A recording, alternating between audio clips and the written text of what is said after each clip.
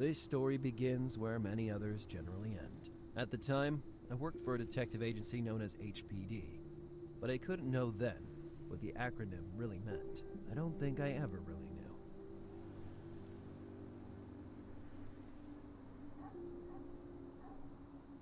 For a few months, I'd been on the trail of the man the press not very originally renamed Blowtorch. A clue led me to the extreme outskirts of Miami, in a little out-of-the-way suburb that smelled like rotten fish.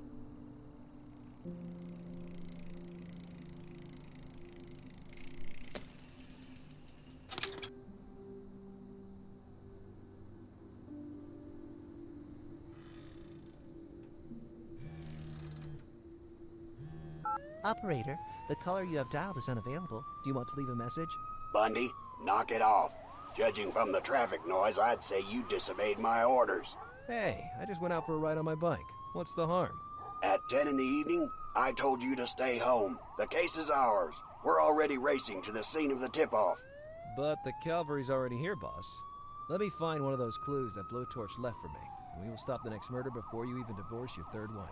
I'm on my fourth, Bundy, and I will never understand why that killer keeps leaving clues just for you. Do you need to ask? Because I'm his arch-enemy, his nemesis, his worst nightmare. More like he enjoys leaving you every time grasping a handful of air. Oh yeah. Remind me again, old man. Who stopped the Puerto Rican surgeon and the arsonist of the southeast coast? And what about the... All old news, Bundy. You haven't caught a break for a long time. And for months you've been following Blowtorch without any results. Why don't you go on holiday and let us do the work? I'm in Miami, dude. Working here is a holiday. I'm serious, Lars. Give it up. Listen, boss. I will limit myself to a stealth approach. Identify the victim's flat, I write everything down, I smoke a cigarette, I admire the skyline, I wait for reinforcements. No shootout planned. That would be difficult, since you never carry a gun with you. Well, once a chick told me that the weapon at my side makes me clumsy. Don't cause any shit, Bundy. We'll be there in a short while. Okay. That means I have a short while to solve this case. What did you say? Nothing. Bundy, don't screw things up, or I swear... At previous crime scenes, we always found a letter addressed to me, abandoned in the mailboxes. This time, maybe, I would be able to find that letter before the crime was committed. But I had to hurry. Bikes don't have a fee to park. Or maybe they do. But I'd have canceled my own ticket anyway. As much as I loved wandering around on green dirt in the middle of the night, I had work to do.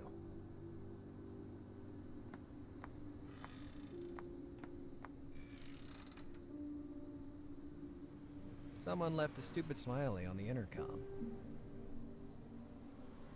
I love making prank calls, but this really wasn't the right moment. I couldn't buzz the whole building without a clue.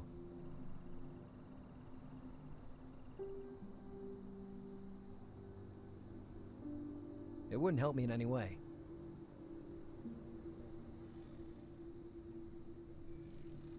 I looked at the various mailboxes and found what I was looking for. An abandoned envelope with no writing or stamps. The only problem remaining was how to open the mailbox.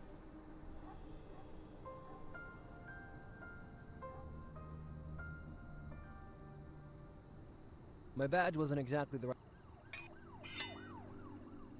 The only thing I accomplished was jamming the badge into the narrow crack above the mailbox. The badge was so jammed that it didn't move an inch. I didn't need to make the ladder come down.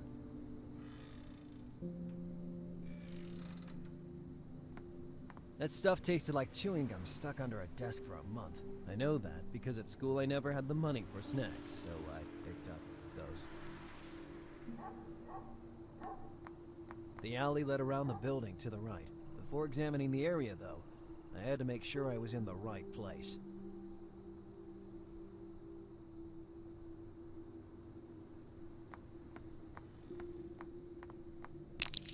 Here's what the taxpayers' money was being used for. I thought it was better to leave before causing some serious damage to the sidewalk. The conditions of that sidewalk were getting worse. A stone bigger than the others just fell off the sidewalk. And who was I not to accept the kind gifts from Providence?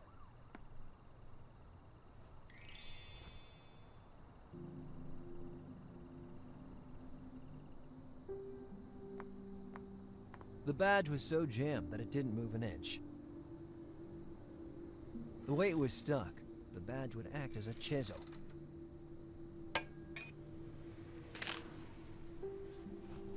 As usual, the letter was ripped and written with invisible ink. I was sure I had some scotch tape somewhere.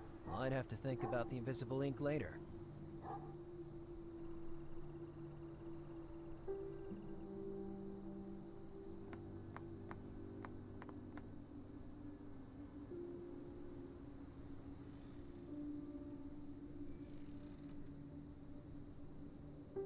No matter how hard I tried, I couldn't see a good reason to do that.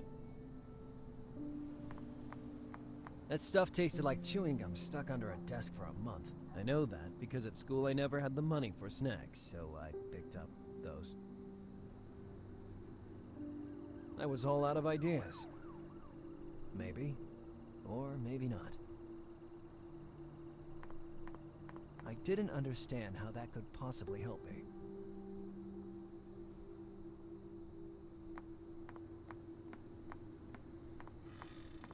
My green dart.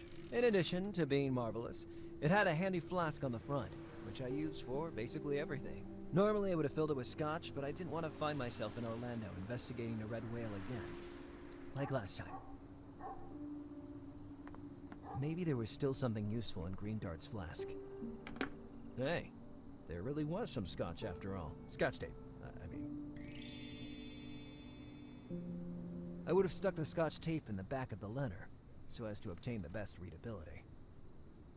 I always hated puzzles.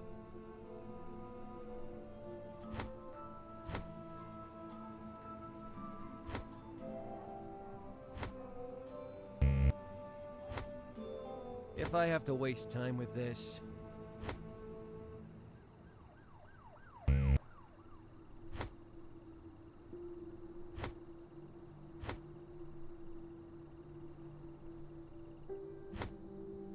I hate this stuff.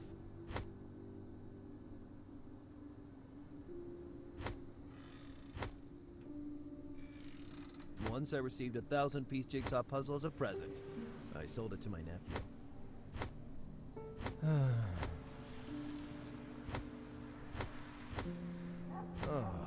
It wasn't as difficult as I feared. At that point, I just had to find a way to read the message hidden in the letter. Well, I remembered that to reveal invisible ink, you just have to warm it. Where could I find a source of heat that late at night?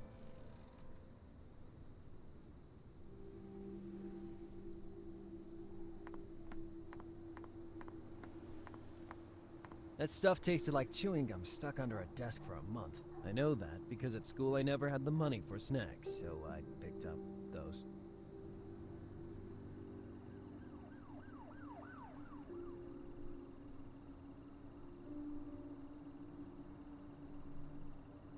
In that moment, it didn't seem to be...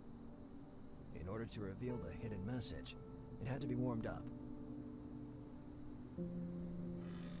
That stuff tasted like chewing gum stuck under a desk. I know that because it's... The vending machine's engine emitted a faint heat, maybe intense enough to show the hidden writing on the letter. At first, nothing happened. I was about to give up when it happened. The first characters appeared.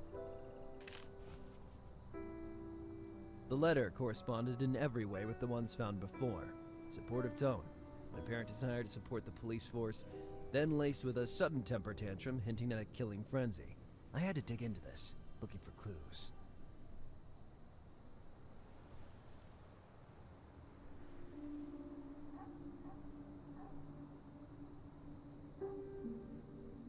Blowtorch's tone ranged from disappointment to encouragement, with a barely concealed desire for recognition.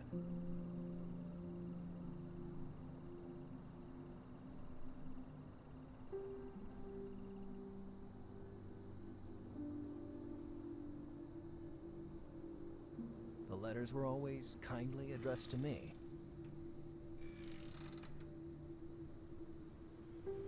The forensic guys had no doubt about the gender of the killer just after the first murder. The reason for their certainty wasn't the accuracy of the burns, so much as the various bruises found on the bodies, which displayed extraordinary force.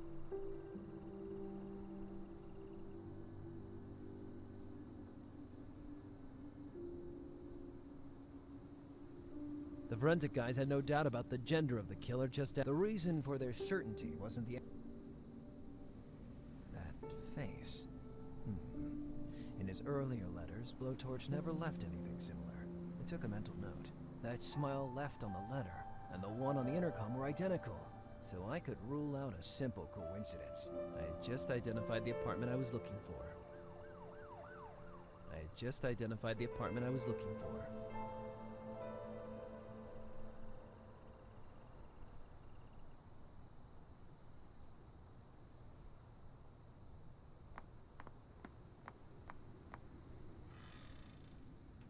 The smiley on the intercom marked the flat to inspect. The apartment was registered to a certain G. Glover. I hoped I got there in time.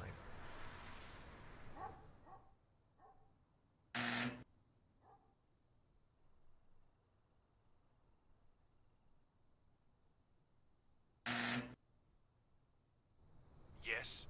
Who is it? I'm Detective Bundy from HPD. If you don't mind, I need to ask you some questions. He didn't answer immediately.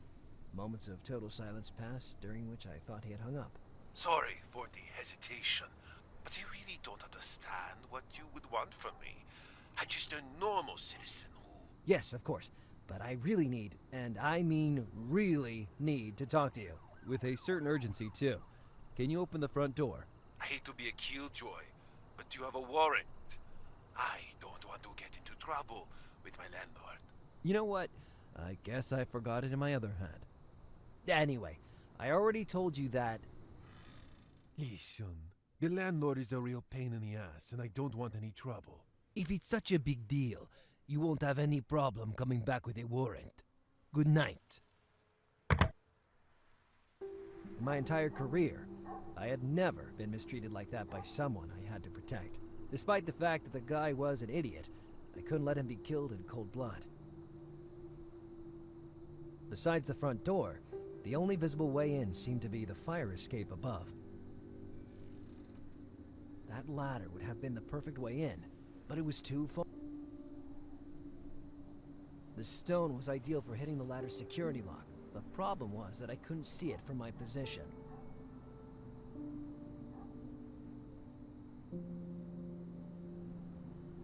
The stone was ideal for hitting. The problem was... Maybe it was the right thing to do, but in that moment, I didn't realize it. The little gate was well protected with a lock and chain. At the same time, it was so low that I would be able to jump it, even on my knees. Maybe in that alley, I would find alternative access to the building.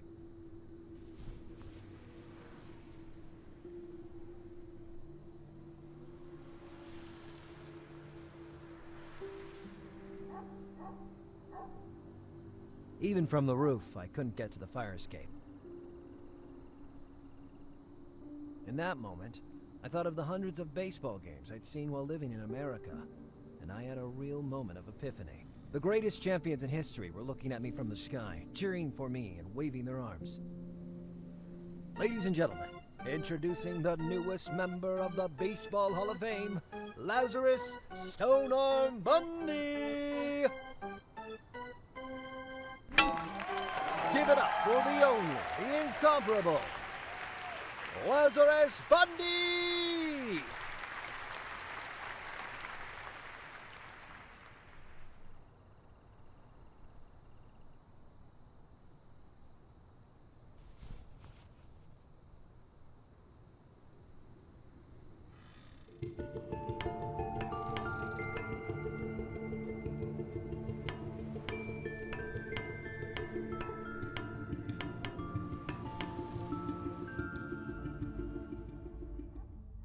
Lazarus Bundy in my place.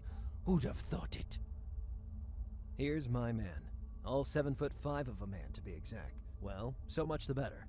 If things got out of hand, he could protect me. Lazarus Bundy, What are you doing? I still had some surprises in store for you. Instead, it's already time to put an end to our game.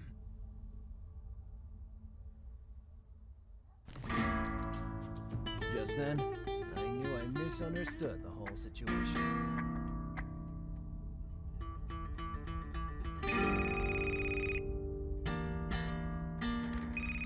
Not a word.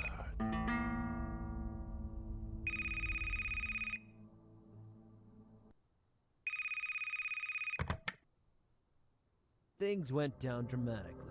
I had no gun, as always, and I had to deal with a mastodon ready to kill his next victim. Burton would surely arrive with backup shortly after. But, how shortly? Moreover, we were convinced we had to protect the man who instead just revealed himself to be the monster we were hunting.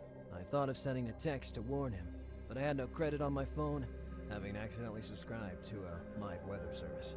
I was in more danger than ever. But at least I knew the weather was fine in Baltimore. One thing was for sure, I couldn't wait anymore.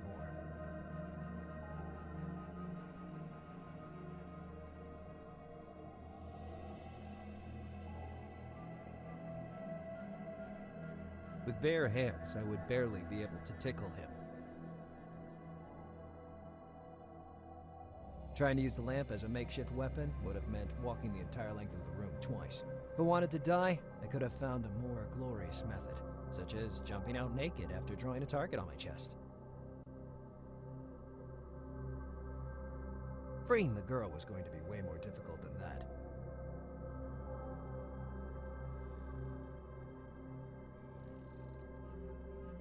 The leftovers were inviting, but useless. The bottle, though, caught my attention. That beast towered over me, but a bottle in the right spot would put anyone to sleep. I had to hold my breath. The slightest noise would betray me.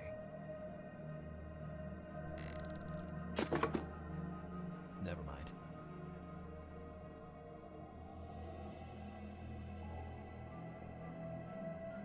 What the fuck?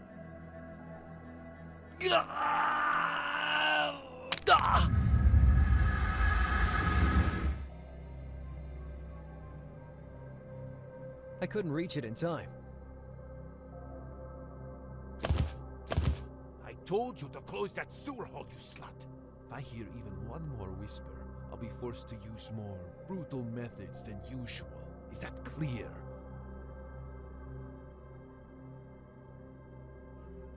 Freeing the girl was going.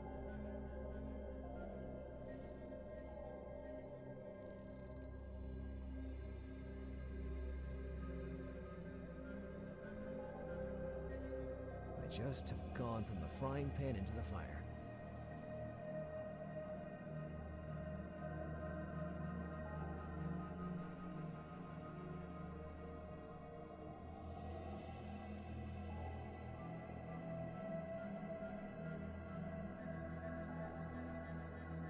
Change the channel, right now? I wanted to see how the movie ended.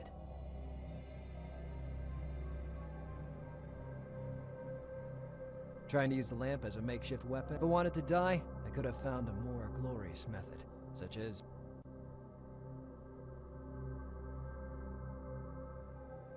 With bare hands, I would barely be able to tickle him.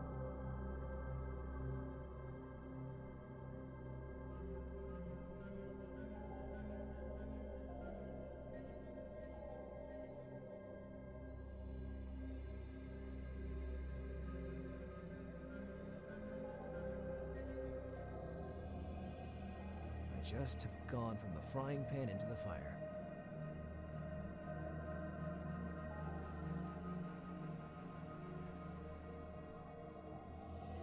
Change the channel. Freeing the girl was going.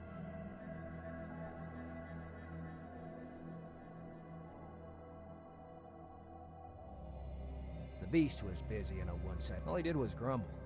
Apparently he became chatty only when it came time to write me letters.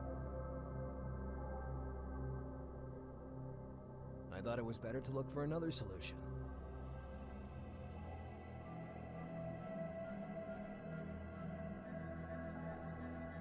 I had a pretty good idea of how to distract the threatening big guy.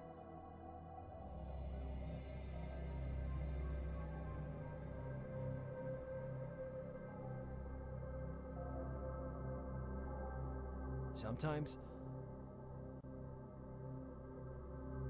I was desperate and in dire straits.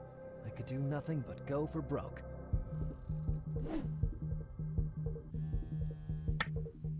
Look what you made me do, slut. First, I need to recover that damn phone. But I still don't know how you managed to keep from me. Then, we'll settle up.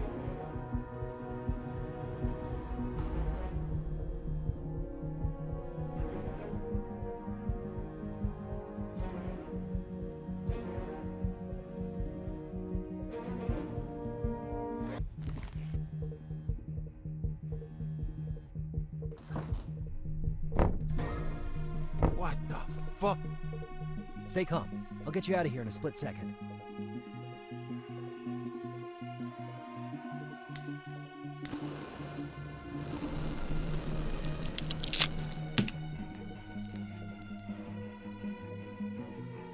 Hurry! Run!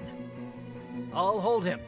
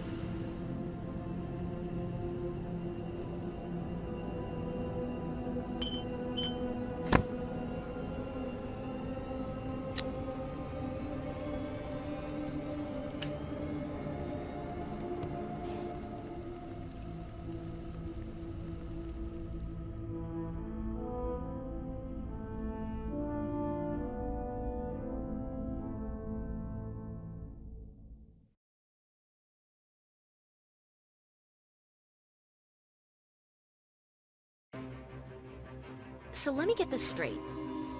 You put yourself on the trail of a dreadful serial killer. You eradicated me from my life and got me involved in a kidnapping case. We went up against some dangerous alchemists. We both lost our jobs. And we traveled to the other side of the world. We broke into a den of murderers. Twice. You pushed me to stare straight into Satan's eyes, for crying out loud. And now, you want to stop because your bicycle is broken? I prefer the term injured.